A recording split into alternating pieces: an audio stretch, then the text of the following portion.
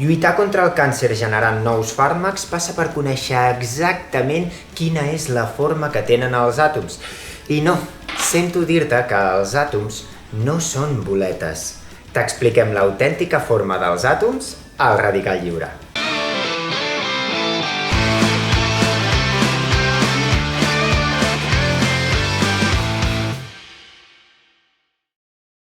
Sí, és cert. A tot arreu els àtoms es representen com a boletes. Molècula d'aigua, boletes. Estructura cristal·lina de la sal de taula, boletes. Però això són representacions simplificades dels àtoms. És com si jo et pregunto, quina forma té un gra de pol·len? Et vindran al cap imatges com aquesta flor del gerani on els puntets grocs, aquestes boletes grogues, són grans de pol·len. Però què passa si ens apropem encara més a un gra de pol·len?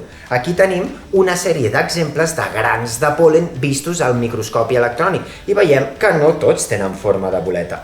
Doncs el mateix passa amb els àtoms. Els representem com a boletes per simplificar la seva forma. El primer en postular que els àtoms tenien forma de boletes va ser en John Dalton l'any 1803.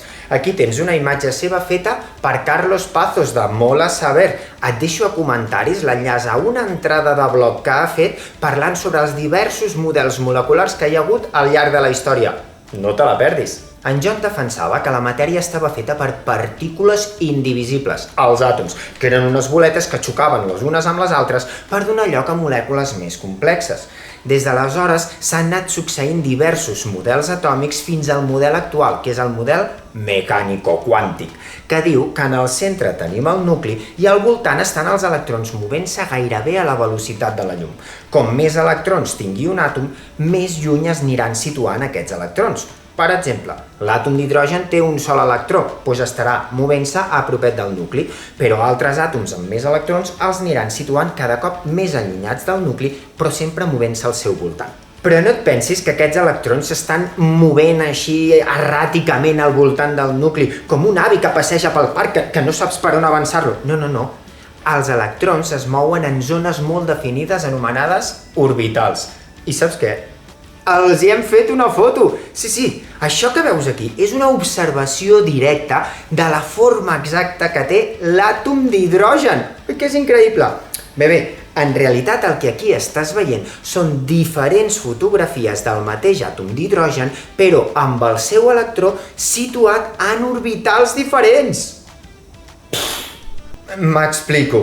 D'orbitals, és a dir, de zones per les quals els electrons es poden moure al voltant del nucli, n'hi ha de 4 tipus. Sí, tan sols existeixen 4 zones de l'espai al voltant del nucli per les quals els electrons es poden moure.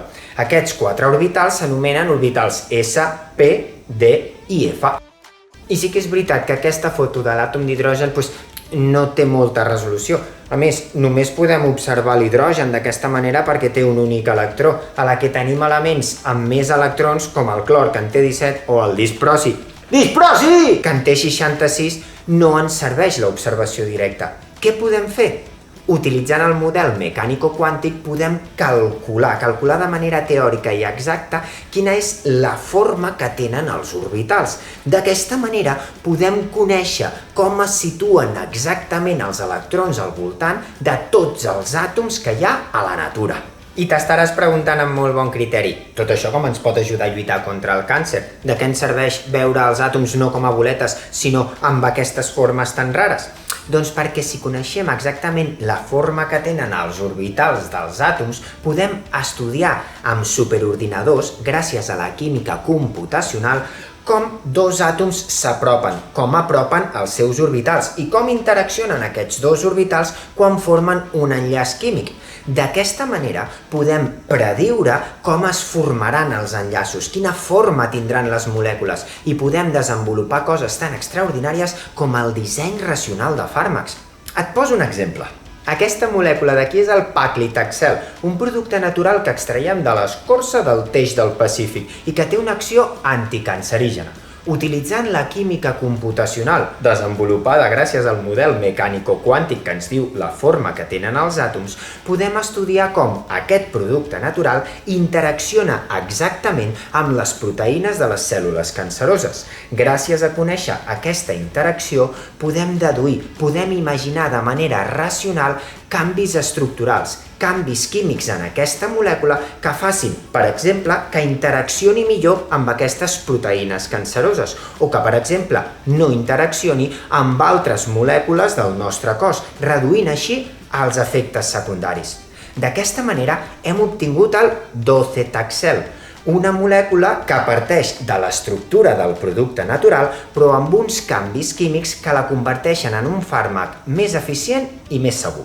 Per tant, tot i que nosaltres seguirem imaginant-nos els àtoms com si fossin boletes, els superordinadors que treballen amb la química computacional podran veure la seva autèntica forma, els seus orbitals atòmics, per així poder continuar desenvolupant nous fàrmacs que ens permetin lluitar contra les malalties.